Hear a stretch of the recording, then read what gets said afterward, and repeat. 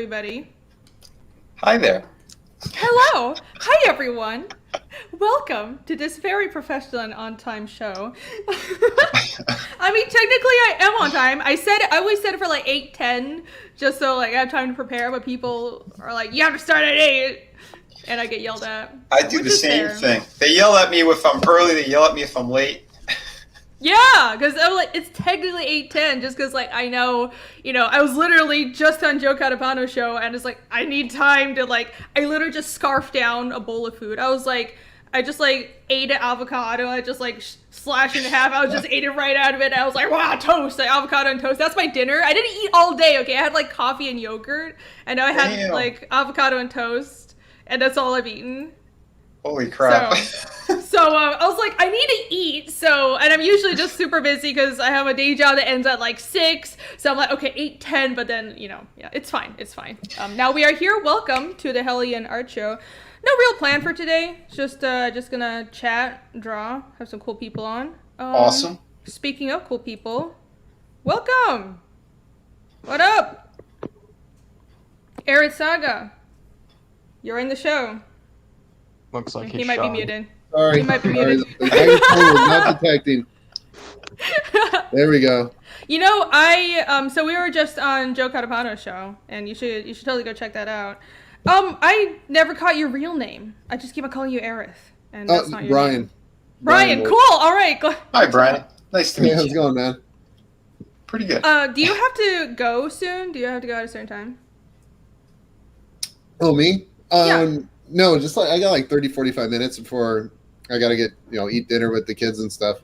Okay, because I was planning on showing everybody stuff at the end of the show, but dude, if you gotta go, I will let me know, and I'll pull up your campaign. Oh, awesome, cool, thank you. Mm-hmm. He's gonna let the kids out of the cage in about a half hour to eat. Yeah. As you do. That's how you raise kids, right? Yeah, we literally raise them like farm. We throw them in a cage, we feed them till they grow, and then we let them out. Yeah, that's how you do it. They're just like farm animals. Nailed it. That's gonna be clipped and taken way out of context. You know what? Let me just real quick run through everybody's campaign, because why not? Because we're here, real quick. Because yeah, Brian, I think you're. I'm shocked that more people haven't seen your comic. And I don't think Vinnie or Chimera here has seen it yet. Yeah, it's the first time I'm even hearing of you. Mm-hmm, I think it looks really cool. I don't know all the shows really, and I'm not really. I mean, people see me on camera and I have fun and I dress up, but I'm not really that social, so I don't know how to reach out and talk to people really. I just know how to create cool stuff. That's about as far as I'm able to go. I mean, that's most artists though. Right, pretty much. So your wife has you in a bigger cage, and you have the kids in a smaller cage. Right, yeah. Like that Russian doll thing. Exactly, yep. Oh my gosh. All right. Let's pull up. My computer is lagging. I'm trying to share my screen, but, of course, failing at everything. The computers have been all screwed up lately. Oh my god. I have, like, a decently good computer, but I run it so hard that... I'm like, what I need is more RAM. Because it's got, it's like, okay, whatever RAM, whatever processor I have, I'm just going to push it to its absolute limit. So that's just what happens every time. So I need like, I don't know, like 40 gigs of RAM or something. Because I work at 600 DPI and I also have like 50 tabs open all the time in 2 browsers. Yeah. Holy crap. Yeah, the tabs will kill. Yeah, the tabs will just eat your RAM up all day long. Yeah. Damn. I'm like, I wonder why my computer's lagging. Weird. Strange. No idea. So, everyone here, this is Brian's campaign, Airith Saga, the second book. Ooh. Which, people didn't even catch the first book. This is the second installment. It looks fantastic. Why don't you tell everybody about this project? So yeah, the first campaign we literally had no idea who to talk to. It was like, I'm going to put it up on Indiegogo. People will see it. Boom. We were doing a lot of marketing, pixel capturing, audience creating. That's my background is marketing and product development. So the day we launched tape 1, Facebook alerted me that our ad account has been basically banned for influencing the 2020 election. So yeah, so How? yeah, so the 6 months we prepared, like building audiences, dude, I had this full blown campaign ready to go, and we couldn't do anything. So I said, all right, Twitter. Twitter is like kind of the next place to go. So I went on Twitter, created a couple ads, created some audiences, sent them out there. Ad account, your account has been banned for violence and nudity. Fuck Big Tech. You know, right here. This is why Big Tech should stay the fuck out of everybody's business and let us say and do whatever the fuck we want. You have no business telling us what we can or can't post. You're not the moral superiors. Okay, I'm gonna stop right now. But so wow, oh, it's all right. After the 30 you're like, keep on going. Yeah, I like that. So I don't do fixed goals. I just, from a customer relation, point of view, I wanted to know we're in it to win it. So it fixed all the way. We raised like $1,500 the last day of our campaign, and I posted it on Twitter too, so everybody could laugh. Facebook messaged us back saying, we've reinstated your ad account. This account was banned in error. Oh my god. Wow. Yeah, that's fucking bullshit. But also, I don't know how useful like Facebook has been, at least in my experience for Indiegogos. It really is getting on YouTube, and Twitter's also very useful, but like getting on YouTube, doing streams, and talking about your campaign in person. Right, and I didn't know there was a whole circuit. That was the thing. I came in. I just came in, right? I got this cool product. It comes in a cool box. It looks like a cassette tape. It's got all these little things inside it. People are going to love it. And, for no one knowing us and not having any reach, I think $1,500 was enough where I said, I'm going to dig into my pocket. I'm going to get this thing made myself. And we launched our own website, and we sold out of the first tape. So, I mean, it was a good sign for us. Nice. Started doing good, tape 2. Dude. It's just you have to get it in front of people. Yeah, that's the whole thing. It's a different beast than... Like if this was a startup company, a tech company, I could get it blown up. If it was a clothing company, I can blow it up. Those are my backgrounds. I can monetize that stuff like no problem. So this is a different beast, especially not. Great. It's what he said. So I think that's kind of his tagline. No, he doesn't like say it about everything. It's like, this is great, and that's like high praise from him. Like, wow. Right. Yeah, he could have added to that. It doesn't suck like how I draw hands is what the full quote. He shortened it. It's an ongoing joke between him and I. He's still afraid to come on my channel and draw hands with me. Oh no!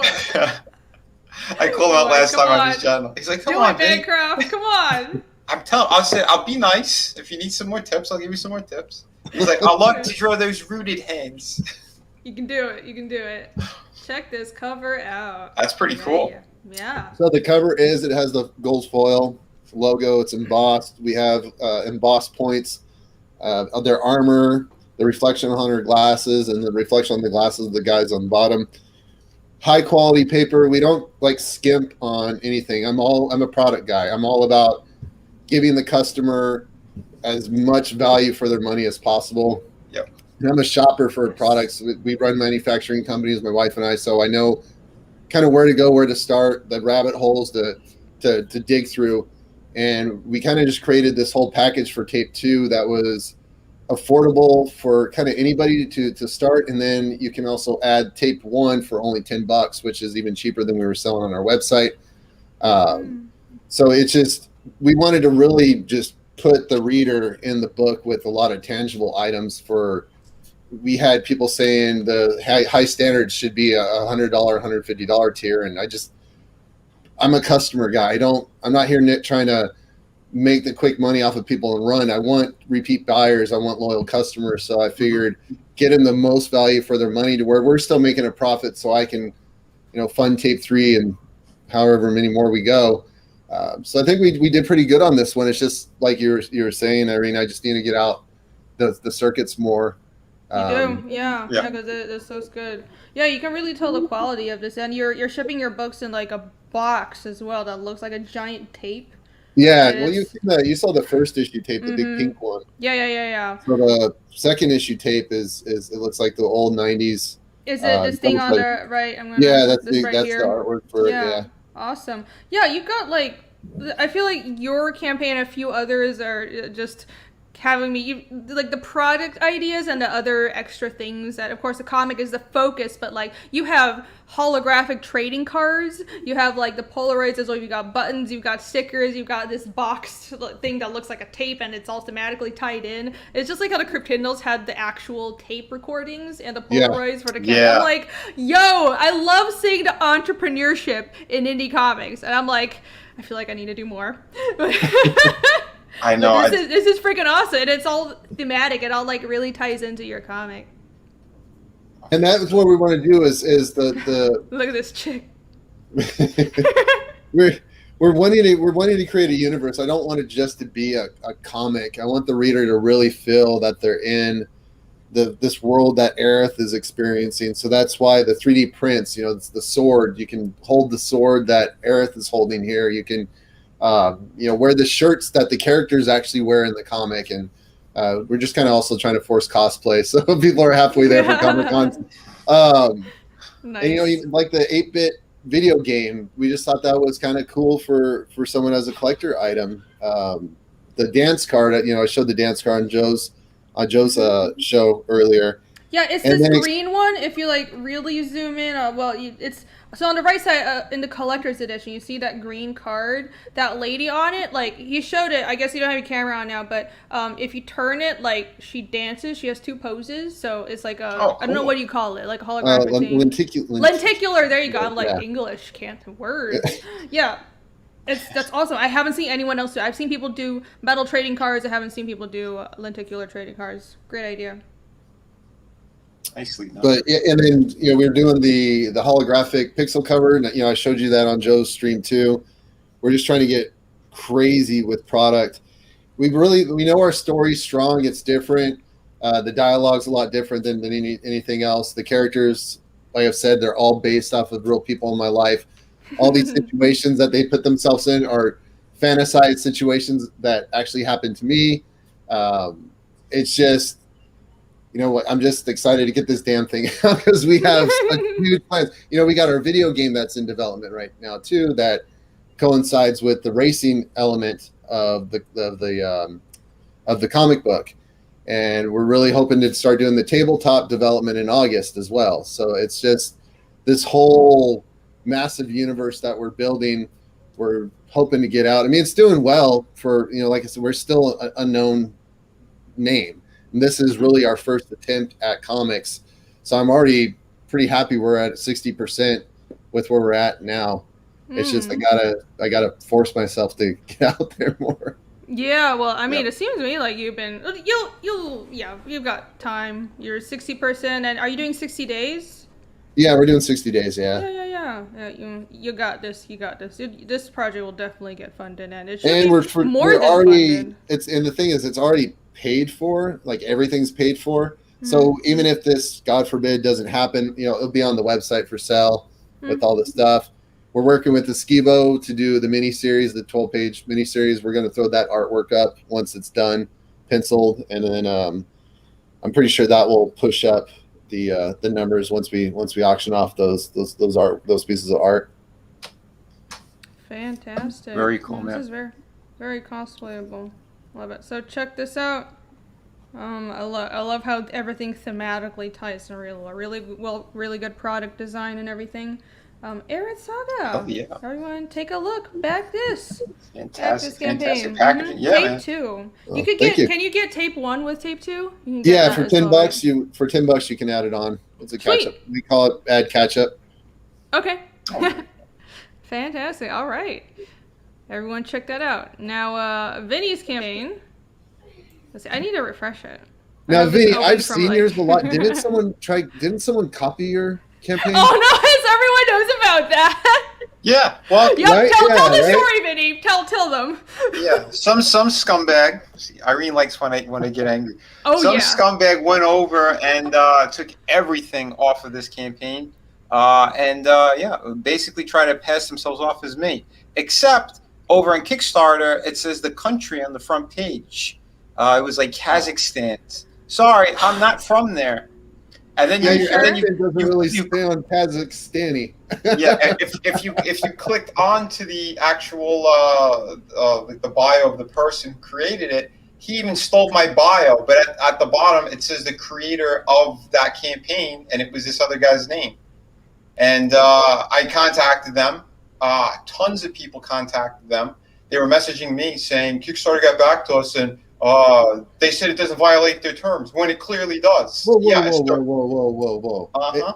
Someone stealing your artwork, your name, your writing is not Yep. go against their terms. Amazing. They tried to bury my campaign or hurt it completely and put my name through the mud. There's some really dirty fuckers out there. Did you ever figure who it was though? If I did, I would sue the shit out of them right now. I mean, you should. I'll tell you that much. Because what ended up happening was fucked up.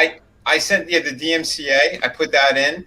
Kickstarter wasn't responding to me. I sent 4 or 5 different messages, emails, the copyright claims. Guess what stopped them? I contacted the Federal Trade Commission. There you go. Woo! And within 20 minutes, they took it down. And then finally wrote me back apologizing. Oh, really? Oh, now you're sorry. Yeah. What the fuck? Some people. Yep. Really so scummy. messed up. Yeah. Yep. And I bust my ass. I do everything here. This is all me. I'm writing it, drawing it, inks, color, lettering, packing, like my other projects. This is campaign number 6 for me. So I'm a trusted creator. I deliver. The campaign before this was a hardcover book that I did for the fans because, you know, they wanted it. We talked about it on a stream. And we said, screw it. I crunched the numbers. I said, if we could do it at this price, then yeah, we'll do it. And everyone got me over the finish line, you know, which is amazing. So yeah, I'm there for the fans. I am a fan. I'm a collector. I've backed tons of books as well. Like I think around 70 or more from when I got in here. Yeah, I'm very serious about what I do. But yeah, this project it's kind of like my baby. This is one I've been wanting to do for a long time. While I was running 5 of the campaigns, I was building this world, developing the characters, doing concept artwork, much like Irene did with hers, you know, like 3 years in the making. And yeah, just oh my God, having so much fun with this. And like that image you see there is a variant cover. There's a treasure map of multiple maps that are carved into this skull. It's also coded. There's a big amount of secrecy that's behind this map. But there's a lot that you guys are going to see throughout the series. Don't reveal all the secrets just yet. I love that map idea. Every stream, I'm like, that's such a cool idea. It's a map on a skull. Oh my God. I never seen anything like that. So like I'm like, oh, this is perfect. Because there's a couple other elements that it ties into. I'm like, oh my God, yeah, this is going to work. But yeah, my main character that you see there, he was actually part of the Royal Navy, and he turns to piracy. It's a very violent scene of why he kind of flips over. His men were being extra nasty. They went rogue when they lost their captain. But yeah, and lots of stuff is going to be going on with this book. I'm going to be playing with like the darkness of man, the lust for treasure and gold and that kind of thing. But like we also have a really great villain in this story who he's pursuing them. You'll find out why. He has his own motives. He's pulling strings from the shadows. We're going to have some historical characters that are going to be popping up in this in the whole series as well. Some have very integral roles in the story, and we do have a supernatural element in here as well. So yeah, it's going to be pretty damn cool, and I can't wait for people to get their hands on this. I am still working on it. This is one of the few campaigns I did not finish yet when I launched, but I am well past the halfway point. We're getting there. This is going to be, it was supposed to be 50 pages, but it looks like I'm going to be bleeding over a little bit. Perfect bound. Yeah, this is going to be one hell of a ride. So if you like hot chicks, beautiful locations, ship battles, blood, violence. This is a very cinematic book, just like my other ones. So if you guys haven't seen them, go check it out. City of Venus is still available. Through the Woods is still available. My art books are available. Very like movie-like. Thanks, man. Yeah, very dramatic lighting. Yeah, that's the approach that I want to give with these because, again, I'm a fan. So if I'm picking up a book, I want to be totally immersed in it. It's just, for me, I've really been a bigger fan of European books rather than just your standard comic book. Same here. Yeah, there's more life in there. There's more life, more story, and putting more pages in, we could really get, you know, a whole lot more for people to sink their teeth into and connect with these characters on so many different levels. So yeah, I'm putting in all those kind of pieces, layering the story, so that way you're going to have some good surprises for later on and other issues as well. Yeah, this is going to be one hell of a ride. One hell of a ride. I think the tagline I came up with is "Hunks, Whores, and Hordes." No, it's from the depths we rise. Good, isn't it? Good. Should hire me as a marketer. I guess so, but we're gonna have to put you on the campaign page as well. That way we're sure to sell books. Yeah. No, I'm happy to help. I'm happy to help. Awesome. Back the Kraken, yeah. Yes, back it. Yeah, from the depths we rise, there's a couple of different meanings for it, but yeah, it's also because we are like the underdogs here, and we are coming out of nowhere, and we're making the mainstream shit their pants. The beast is shaking right now. They hate that we're doing this. They hate that we're generating money because they think that they could just stomp on our throats, put out whatever horse shit that they want, try to sway people into their nasty fucking narrative of lies and horse shit. No, thank you. This is why I have Vinnie on. These rants right here. I get a lot of passion. Oh, you haven't heard me explode. No, I mean your passionate rants are like I'm like I think he could get more crazy, but it's already like it's great. I love the anger because I don't feel as guilty about being ranty and being a giant bitch because I do try to rein it in. I really do. Hey, I know sometimes it doesn't seem like it, but I do. That's why we work well together. True facts. Again, I don't bend the knee. I don't kiss ass.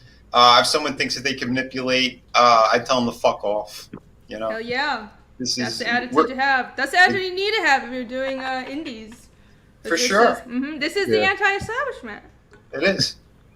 That's what's funny, man. I was like, when I grew up, we were all punk rock and it was all anti-establishment. Now the dudes I grew up with that were punk rock are the establishment. I'm like, wait a minute, what happened here? Like everybody who was punk rock is now suit and tie. What happened, man? Even the bands, all the bands I listened to are all about government and the big guy and media. I'm sitting there going, what the hell happened here?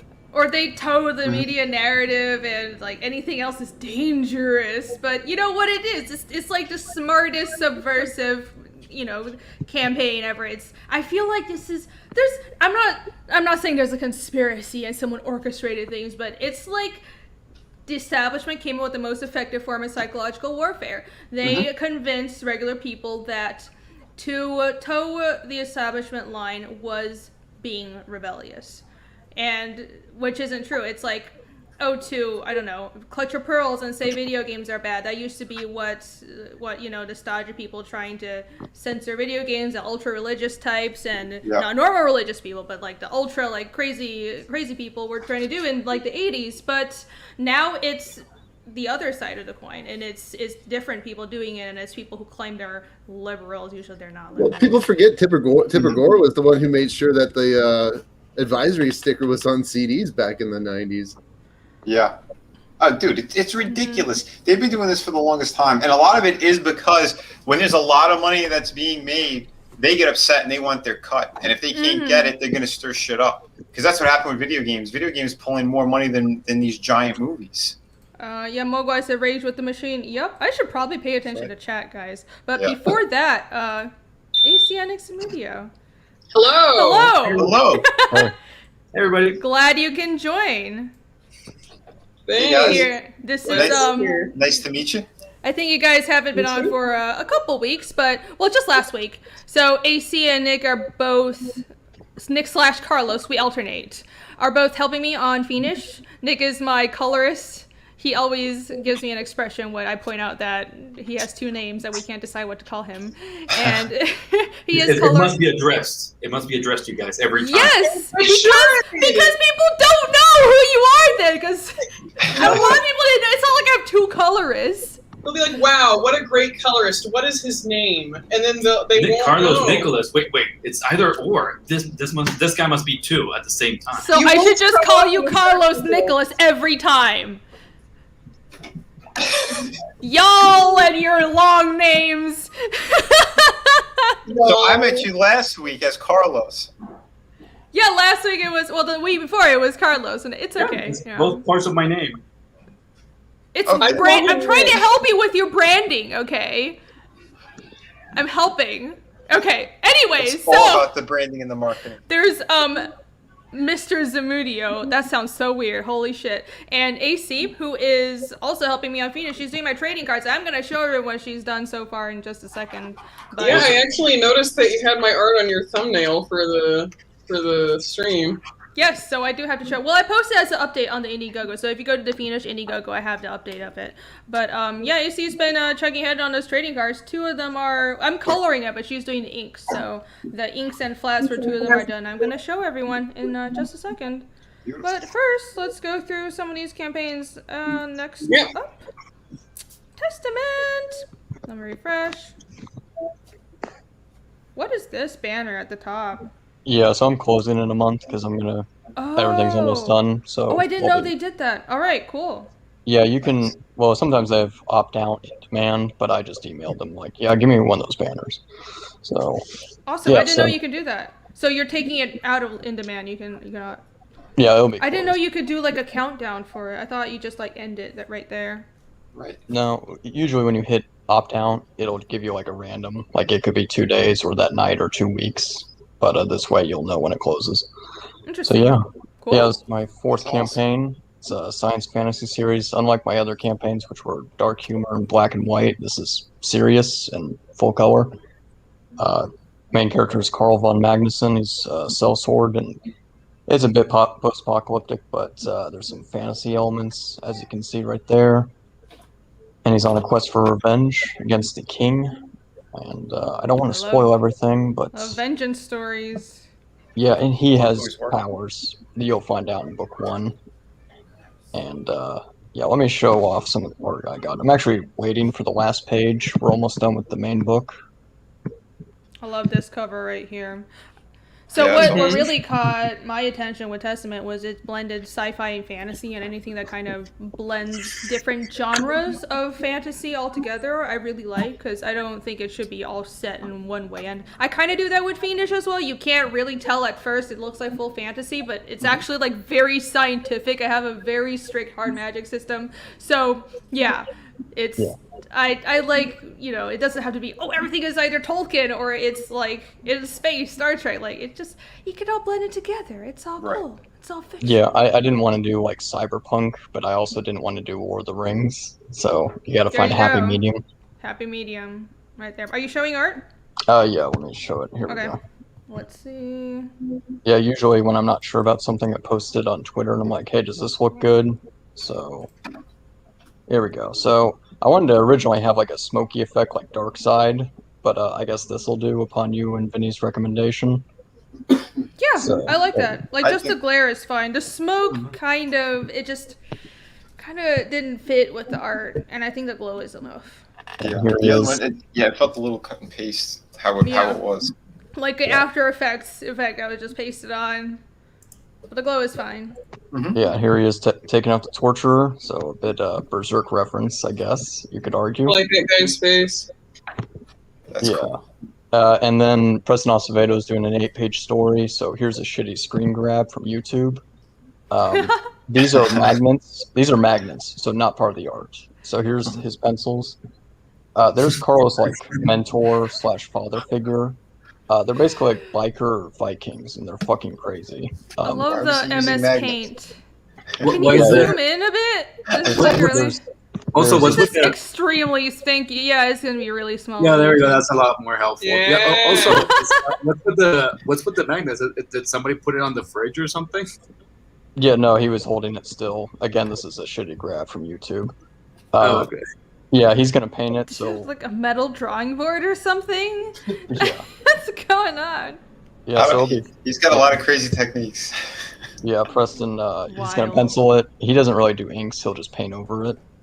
So yeah, there's Cool. Carl's mentor Sigurd. He's like fucking crazy. So there we You go. mean Sigurd? That's cool. Sigurd. Sigurd? Yeah. Because the Norse name is Sigurd.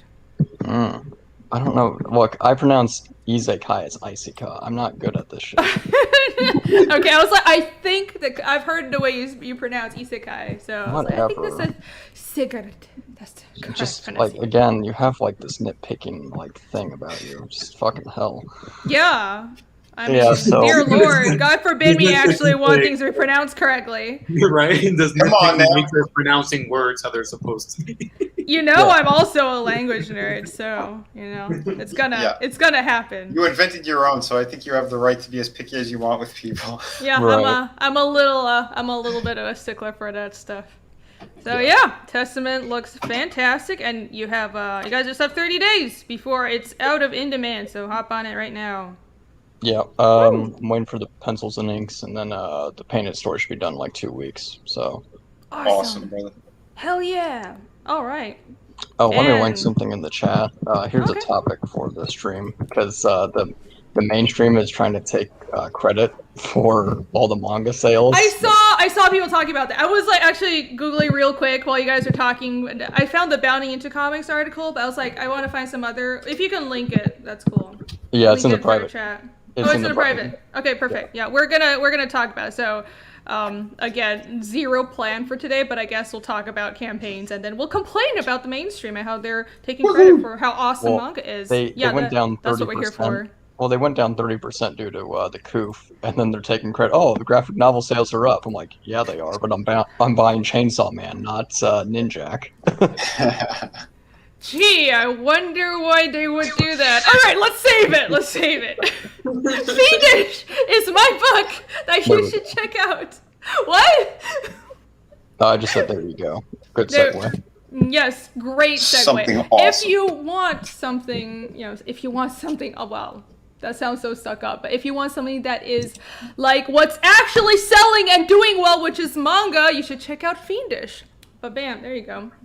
This is my fantasy mystery comic that I've been working on for like 3.5 years. Dear Lord, I'm getting old, but very, very proud of this project. It's a long form story. This is just chapter 1. It's an introduction to the world and the characters, but it's full of action. It's a 46-page comic with 46 story pages, and there will be 10 pages of extra content, just like sketches and like world building stuff, because I'm really big on world building. And if we hit 25k, which we're really close, we're less than $300 from 25k, I will add 4 more story pages, so it'll actually be a 50-page book with like a bunch of extra content. Hell and yeah. the book is so the pages you see here are in black and white, but the final book is going to be in color, because I originally didn't plan for this to be in color. It was just going to be a black and white book because I'm poor and I can't pay for a colorist for a giant 50-page book all on my own.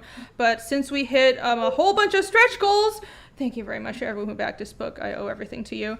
We are going to color this book, and that's what Carlos Nick is here doing. He is my colorist. Nice. If you want to see some of his colors, this is actually a page that he colors. So I was going to have like the prologue in color, but then everything else in black and white. But the whole book is going to look like this. This is his work. He's doing a fantastic job. I have some pages from him already, but I think I'm going to wait for a few more to roll in. But it looks great. I'll be posting an update very soon on that. And yeah, I'm sure you guys are going to love it. The premise is a group of young men and women on a journey of vengeance against otherworldly monsters. So if you like demons, obviously deep world building, and stuff like Berserk, Vinland Saga, and, like ancient pagan stuff. I love mystery stories. I like want this, all that stuff. all that stuff. Yes, who doesn't Give like it that to stuff? me. Well, some people have said, I think I've cast a pretty wide net, which is surprising because I was like, I'm very specific about what I want to draw, but people have told me that, well, I don't really like the monsters, but like, and I've gotten this feedback from women, which I'm very proud. Your main character's hot, so I'm buying the book. And Well, no, you really did push for that. I did. Listen, that was not by accident. But then, like, other people have said they love the monster designs or they love the action. So I got a little bit of everything for everyone, and that's how it's that's kind of how I wanted the story to be, and that's why I have 4 protagonists. That's how I structured a story. In chapter 1, you'll meet 3 of them. If we get the 4 extra pages, that stretch goal, you'll get to meet Ragnar, which is the 4th protagonist. So Casimir is the main character, but I have 4 characters total who are very important to the story, and it's kind of different perspectives on this challenge that they face, this demon infestation that's going on. You kind of have Yomi, she's like the young girl who is kind of thrown into this giant clusterfuck, for lack of a more eloquent word, on her own, and she just met the boys in chapter 1, and she decides that she's going to step out of her comfort zone and embark on a journey of vengeance for her adopted family, who was also killed by the demons. And Casimir, his whole town was attacked by the demons when he was young, and it was years and years ago, and he tried to move away and forget about what happened, but now that the demons have resurfaced again, he realizes he can't run away from his past anymore. So his story is kind of about a young man going back to his past, revisiting what happened, coming to terms with what happened to his family and his town, and figuring out this mystery, because he's uniquely suited to figure out exactly, where the demons came from. And Isko has his own story. It's kind of a coming of age story because he's the youngest in the group, and Ragna also has a really awesome arc, which I'm not going to spoil yet, but each of them has their own perspectives, and I wanted to have a little something for everyone who comes into this story. Like, if I think no matter who you are, you will find someone you can relate to in this project. So yeah, check it out. Oh, and bam. And I have let me see, I have some updates. Didn't you put out an update today? I did, yeah. I was like updating right at the beginning of Joe kind of found a show. I was like, oh, I really have to update this. I was hoping to show it on his show, but then we were a little crushed for time. But let me just scroll down real quick so everyone can see the pages. Just a quick question: how old is Casimir? We have a question in the chat. Oh, Casimir's 20. Okay, there we go. Mm-hmm. Let's see. Oh yeah, the plasma tears. These are sold out, but that's the original art tier for the wooden plaques. Thank you to everyone who bought those. I'm not selling those anymore. I have like 50 to make, but they will be back for chapter 2. And here are the guest posters, which you can also get in some of the tiers. The one on the left is by Carlos Nick. We've got to sort this out. This isn't going to work. That's what I keep telling him, but he's refused to sort it out. So it's just either or. How about AC and NC? There we go. Or CN. Don't give him a new name. Then he'll just have 3 names to go by. Gosh, I'm telling you, it's just marketing. We have to remember who it is. CNZ. This is a little hard to pronounce. Anyways. I call him Nick. Yeah, I've gotten used to calling him Nick because we all met in college, but I've gotten used to saying Nick, but like you use your full name professionally, so I've been saying Carlos as well. Anyways, the one on the left, which looks really awesome, is by Carlos. The one on the right is from our other friend Ivan, and that's also going to be in color. He's working on it. Oh yeah, I need to get an update of that from him. Here's a little demon standing that you can get. Bunch of extra perks. Yeah, we got a lot of extra items. Probably, I feel like not as much as like Airith Saga and like all these other campaigns. I feel a little pressured, but for chapter 2, I'm gonna like go crazy. Yeah. What? Mine's called I need to like overwork myself, so I was like, let me just throw as many perks as I can as possible. Dude. Yeah, I do have quite a nice selection of items, but I'm like, okay, now it's got me thinking like I need to have tapes, I need to have like Polaroids. Well, I was gonna say that as well. You do have a good selection. I wouldn't go too crazy on a first campaign. Right, it is my first campaign. Yeah, so. Take it from me. You don't want to do overkill in the first one like that. You already have 50 of those pieces to make. You have other artwork you're doing. I mean, it's going to be very time consuming. Yeah, I already, I should have put a limit on how many of those plaques I was going to take. But again, I didn't expect to make this much. I was expecting to make, my original goal was 2,500. I was like, oh, I'm going to struggle to get there. And then lo and behold, we hit that goal in like 4 days. So on chapter 2, are you going to bring back the plaques? Yes, I am. If I still have hands attached to my body at that point in time, I will bring back the plaques because I don't know if I'm going to have functional hands after I finish these, but So I can order a Shinji plaque and you'll make it? Sorry, what? You'll order a Shinji plaque and you'll make it? We're kicking Chimera. Okay. It's Chimera. Chimera. It's Chimera, not Chimera. Okay. Now I'm pronouncing things wrong. Well, it's kind of a meme because everyone pronounces my name wrong. It's kind of okay. funny. You fell into it now. That is Trick me. surprising. Your name is hard to pronounce. I've been saying it right, but I was talking too fast. No, Cecil started it a while back. He kept calling me Chimera or something. Yeah, I should probably call you that just to bother you. Sorry, Nick, you were saying something as well? I was going to say, I know that Ivan has been taking his time with that poster, but I think he actually did show either us or did he show it on Facebook some previews of the progress that he's actually making on the colors. I haven't seen that. He showed us in a private stream when we were just work chatting. So he has to send me an actual update so I can publicly post it. Yeah, he's pretty far. He's almost done with the colors. So I'll post an update pretty soon. I'll post both Nick's colors and Yvonne's colored poster very soon. But meanwhile, here are some other items that are coming with the project. This is one of the stickers. I have a set of 4 stickers that are going to all campaign, like active campaign backers. So this is only for people who back before we went into in demand. But we have other stuff for people who back now. You can still back it, of course. It's an in demand. But I wanted something specifically for people back during the campaign. So when Chapter 2 comes out, you want to back it early because I have stuff for early backers. Oh, yeah. I did that with a couple of my campaigns as well. Yeah. It's a good idea. Yeah. You want to reward people for hopping in on stuff early. Here's another one. It's just like chibi versions of my characters. I'm working on the Casimir one. I'm like too excited on working on Chapter 2 pages. So I'm already drawing Chapter 2, and I'm like distracted from doing the stickers and the plaques because I really want to draw Chapter 2. But I was like, no, Irene, finish the work for Chapter 1. But it's fine. Carlos has like 50 pages to color, so yeah. And we have our fulfillment goal was August, and I am going to fulfill the grayscale books by August, so that is still going to be sent. So the color books will probably be later. It will be September, but I've told everyone that. I told them, if we color it, the color books will take an extra month to give Nick time to color it. But I didn't know that there was actually going to be deliveries for the black and white ones early. That's cool for whoever got those. Yeah, and I'm considering sending a black and white PDF to the people who back just the color one, just so they have something, like I delivered something to them within the original time frame. Because I'm, again, just like Vinny, like this is a long game for me. I'm all about this is my brand. I'm not just doing a one-shot book. This is a long-form story. I want people to come back. I want people to feel like I fulfilled what they asked for. They were satisfied with the project, and they're going to back book 2 and book 3 and all the rest of this whole project. Well, yeah, because you're building like a whole universe. I mean, you're like, you have so much just your map alone. It's like I'm a little that's crazy. Like issues and issues and issues of world map you can just explore. That's a good way. It's impressive. That's exactly what she's doing with how much she actually works herself. Are you just going to take like a dart and throw it at the map, and wherever it lands is like the next chapter adventure?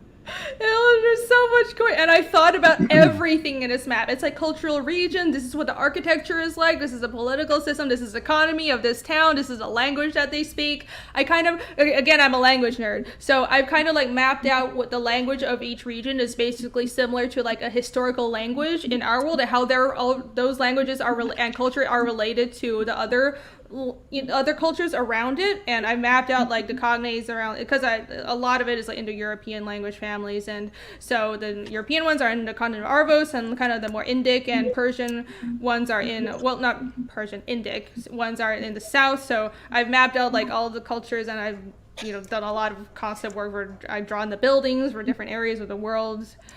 That is amazing. And then I'm gonna feel better, and I'm gonna show you.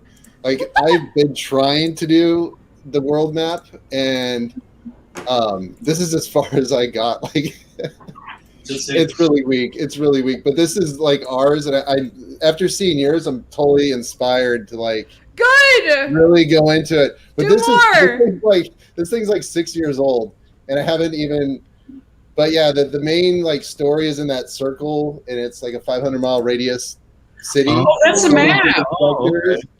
And then there's the outside empire and all this other stuff. But like I saw yours, and I'm going, okay, there is nerds out there that really like this stuff. So yeah, so people love it. I've been asking. I've gotten like 20 requests for like, are you gonna have a world map as a poster for your next camp? I was like, yes, I will have the world map as a giant canvas poster. Yeah, and the thing is just that when it's gonna happen. And the thing is just that when looking at North American comics, you don't see it as often.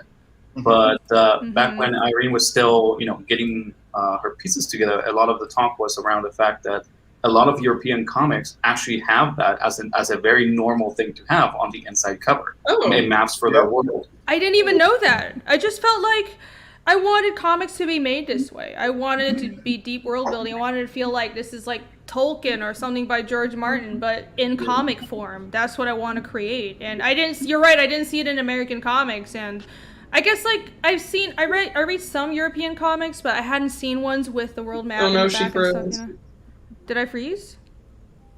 No. Oh, okay. Are we? I think it's probably them. Chat, tell me if I'm freezing. Oh, also, I'm sorry, I've been ignoring chat. You're smooth, girl. You smooth. I'm smooth. I mean, all right, it's y'all's internet. It's awesome. Mine dropped out. I don't even know why. It just said lost connection and then put me back in. I don't know what the hell that was about. Yeah, you dropped out for a second. Well, sometimes the internet is like this, but I can hear you guys fine from my end. Okay. Technical difficulties. But yeah, go on fiendishcomic.com. You can check out a bunch of nerdy, freaking world building stuff. Here's my Pantheon, and also the world map. Yeah. When's your tabletop coming out? Soon. It's gonna happen. I'm thinking of doing a card game before the full tabletop game. So I'm definitely going to expand this into like a playable tabletop game. I'm going to expand it from like the D20 gaming system, but I have to integrate my magic system. It's very similar to like D&D or Pathfinder, but my magic system is different. So I have to incorporate how that works into like how does this mechanically work with like the D20 gaming system. But it's going to be a tabletop game, and I'm thinking of doing a simple card game or something. I have to find someone who can do it. If you know anybody, tell me. But I'm thinking of doing a simple card game for like just early on in the first few chapters. That would be really cool. I'm definitely thinking of doing like figurines. I want to do a dice set it's all about funding and about time and knowing people. But I have designs for all this stuff already because I'm ready to go. I'm thinking 10 years ahead on this. So Crazy person. I Are you surprised? You've known me for a long time. Are you surprised that I'm crazy? You're the right kind of crazy. You're a hard worker. Yeah, you're the laziest person I know. Seriously. Yeah, unbelievable. I'm the laziest person you know? I'm joking. Yeah. Oh, I'm sad. I'm so lazy. I guess I should not sleep at all then. No. Don't make her feel like that. Have More. you thought about like on your map where you could like zoom in and click on things and like tell the different parts of the world? I mean, that would be awesome. I actually have a version of it where you can, because this is hosted on Google Drive, and I just embedded it into my website, and you can click on it, and like a pop-up, a note will show up for each city. But I'm actually holding back on that. I'm holding back a lot of the world building because I don't want to spoil things. So I have a version of that map, and it's not released yet, but it will happen, and I'll be making more maps. That's a good Oh, point. right. You want to like save that kind of stuff for like trying to tell it through your narrative, because the narrative of the story is kind of how you want to introduce those areas of the world. Yeah, So I'm actually. Maybe like unlock it. Like every book, you unlock a new area for someone to explore on the map. Mm-hmm. That would be fun. Yeah, that could be fun. So. That could help you pace yourself on trying to even make it even more Yeah. interesting at the same time, but also make it interactive and make people want to actually revisit ongoing things. Sure, yeah. Well, they don't travel that far in the first book, but yeah, I can just, reveal one thing about each city. I'd like to reveal things as people travel to the city, but yeah, I'll think about that. That's probably a pretty cool idea. Depends on I'm sure the audience will want me to reveal things. That's what they'll opt for. But it's a gradual thing, right? I want to slowly show people this world, not just like information. It's the tease, yes. I don't want to just like information dump. And if you read the comic, it doesn't read like an information dump. It's like I have the world building in the background. I wanted to be pushing forward the characters and holding up the storyline. I just kind of. I drop in cold open this scene, the first few pages you see, that's just how I open the story. And at the back of every book I have some world building material, but I want all the world building and like the names of the cities and the languages just like organically happens in the story. I don't explain anything. If you want things explained, go to the website. That's how this works. Yep. I like it. And and one last thing. You can read this preview, as you can see on the website. I have like 20 pages. The first 20 pages of the preview is on here, and because I want to be really transparent, have everyone be able to just read the story and see if you like it, which I'm sure you will. So go on to fiendishcomic.com and you can read a preview and peruse all the rest of the crazy stuff for this project of mine. Yeah. Absolutely amazing and gorgeous. And look at my crazy environments. I love drawing environments. You're so damn good at it. That's what I'm saying. That's the mark of a really good artist. If they're going to put a lot of detail into those kind of backgrounds, they know their perspective. They get you in there, invested in that world. Well, I love it. Detailing is... I've always been a very detail-oriented artist, but what's hard is really actually drawing focus, and that's the hard part. That's the important thing for comics, is having focus in every panels and drawing, guiding the eye the right way. Yeah. So because comics isn't just about illustrating, it's not just about drawing good, it's about storytelling. Absolutely. I've had this conversation with a couple of other artists as well. Even on a page that I'm currently working on, I could have won really big with this fight sequence, but that's not the main focal point on the page. It's going to be where I'm leading them to. It's like the last two panels that's where you need to be. So it's all about picking and choosing what's gonna benefit the story the most. I think to have that conversation with other colorists on how to fix artists' lack of focus on pages. Mm-hmm. I hope you're not having that problem with me. Yeah, I sympathize with colorists, really. Like, when people are late, everybody's like, the whole schedule just gets pushed back on you, and you have to fix like shitty inkers and shitty pencilers and shitty writers and try to tie the story together. I wouldn't say shitty. It's just that everybody has their fortes, Sometimes someone actually has really good character acting or really good action, but sometimes the flow either on talking scenes or more dynamic scenes can sometimes suffer. Mm-hmm. So very interesting. Help out and try to use things that were not necessarily planned for the purpose of leading the eye. Ends up being something we have to do in between. Mm-hmm. Yeah, very interesting. I mean, coloring sequential pages. This is why I don't do my interior colors. Because I do the cover colors and I do the posters. It's a skill into its own, and it's one of those things where I can do it, but I would rather hire a professional who has been telling stories through color for years and years, and I would be slower and I would not be as good at it. So it is a skill, and I think colorists are very underappreciated. So just curious, you're working on chapter 2. How many pages are you into that? I'm 5 pages in. Well, my thumbnails are done. I'm inking the 5th page, and pencils, I have like 10 pages. No, I have like 20 pages. What am I talking about? So 20 pages penciled, and I'm like 5 pages into the inking. So yeah, it's a pretty long book. It's probably going to be... I'm moving some things around. It's probably going to be like 70 pages.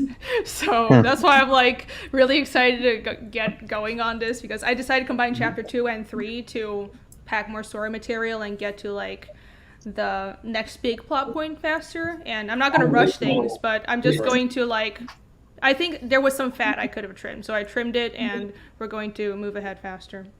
Did I hear that right? You said that the issue 2 is going to be like 70 pages. With what? You said that issue 2 is going to be like 70 pages? Yeah, probably.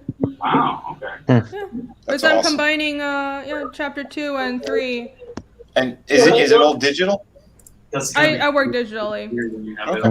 Okay. I probably should do more traditional work, because people have been asking to buy my originals, but... Yeah. Well, I suggest this one time. You can do head sketches for the inside front cover, and people can pick their own character. Oh yeah, that would be cool. Yeah. I did it with Through the Woods, but it was random, so people would get different characters. I will have more original art for chapter 2. All right, I should let me go through some chats. Let me actually say hi to everyone here. Chris, hello. Don't know if you're still around. Thanks for joining. Hey, Oliver from 6x6. What's up? Hey, buddy. Wadsworth is here. Good boy. Yes. Nice. Hello. Kriegaloo. Welcome. Nolan likes Yomi. She's cool. I love all the core characters though. They all have like really good stories, and I think you have to like love your characters and love their stories too. Otherwise, what are you doing? Like, why are you doing a project? Exactly. Yeah, That Yomi's always makes me awesome. think about just how Toriyama actually hates Vegeta in DBZ. Probably the most interesting character in his whole series, and he just hates him. Did you Hates guys who? know? He hates Vegeta. Toriyama hates Vegeta. Really? I didn't know that. It's so weird. It is the most interesting character and the only one that actually had a, valid arc in his whole story. And he just hates that. I did not know that. That sucks. There is a antagonist. There is, Irene? Really? An antagonist in your story? But they don't come in until... Okay. People looking for revenge.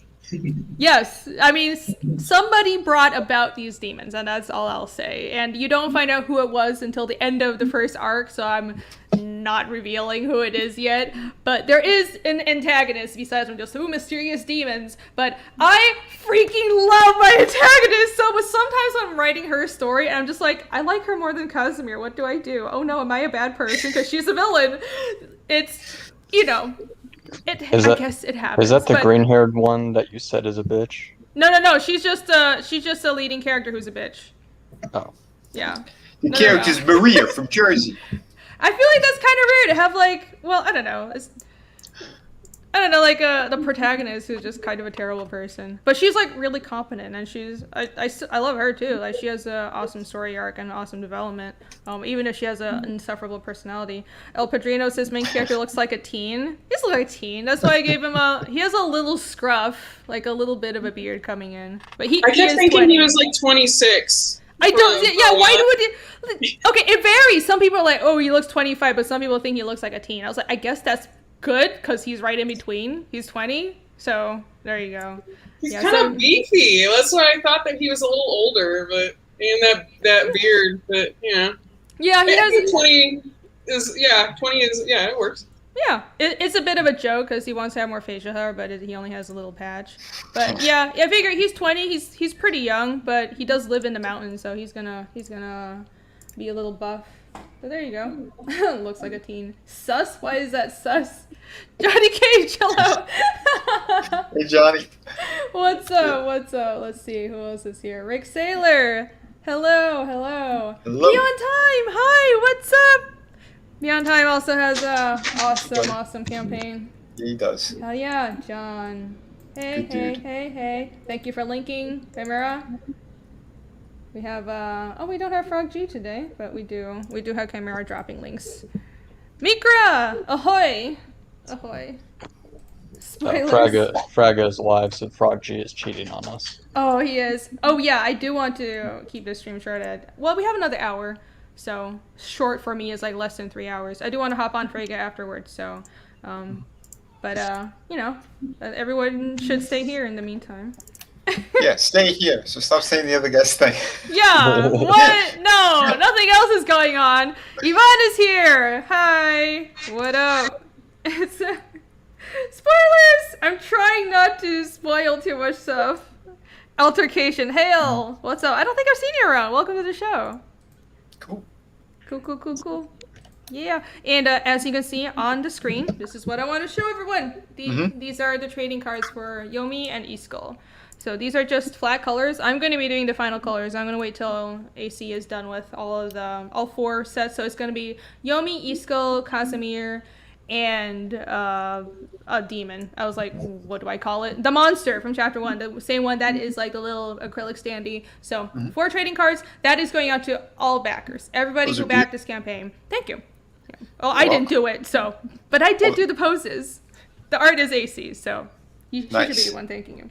I gotta say, I'm pretty surprised that you put my flats up there because our deal was that I would draw them and then I would flat them, and I don't think most people get to see this part of the process of coloring comics. I do you not want them up there? No, I'm just weird. It's just weird.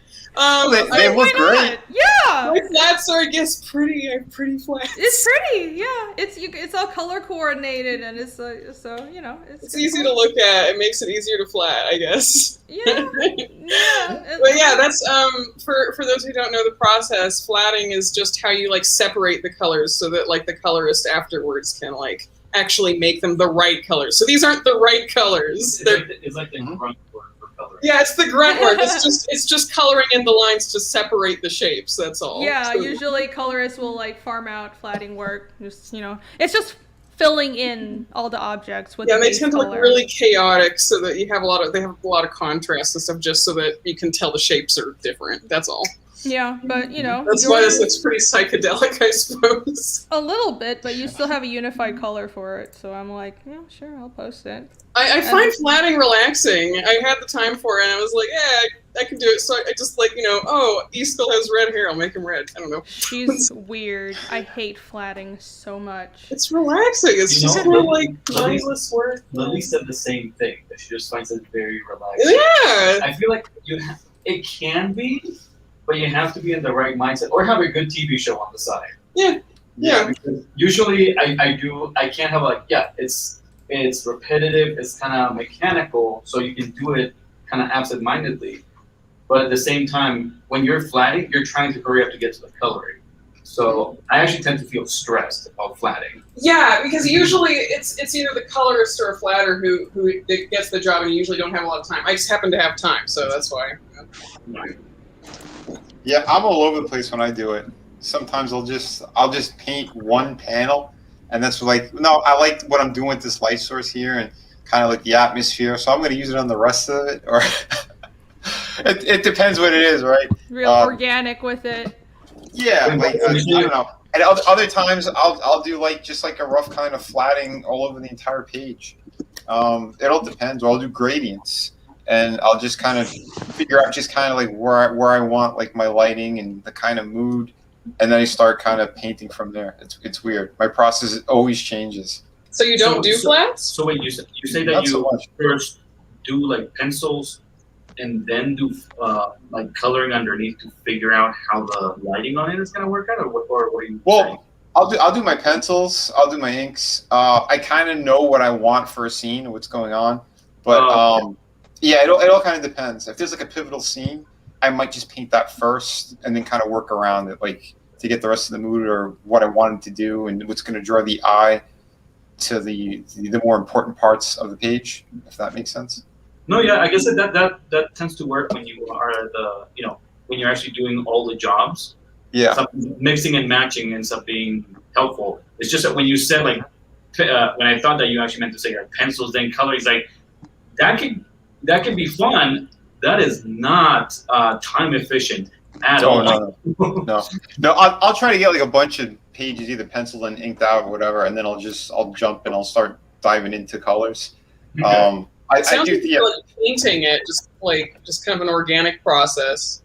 Yeah, I try to approach it sort of like a painting. It's just more forgivable since we're doing it on the computer. Yeah, you have a painterly style. Yeah. My process is absolute chaos. I think because we, AC, Nick, and I all went to, we studied comics. We majored in sequential art. Mm-hmm. So there's like a specific way they teach you to do comics, but yeah. I like to kind of break away from that. I think AC sticks more with, well, if you're working with a team though, it's not just like you or any person. Like if you're working with like mainstream comics or you're working with a team, there's like a set way to do things. It's like, okay, your inks are rasterized and then you do flats, and so it's a way to expedite the pipeline. But like if I'm working, like if I'm hiring other people, like Nick is having to deal with the way I set up my pages for Fiendish. Yeah. It's like not the way we were taught at all. I'm just doing whatever the fuck I want. Yeah, most of the time teams try and optimize files so that we don't have to figure each other's files every time we look at them. Oops. You know, chapter 2 will be a lot better because the problem is actually I wasn't expecting this to be in color. That's the actual problem. It sounds like Nick Carlos has some problems with you every now and then. Yeah. He comes on my stream and insults me, everyone.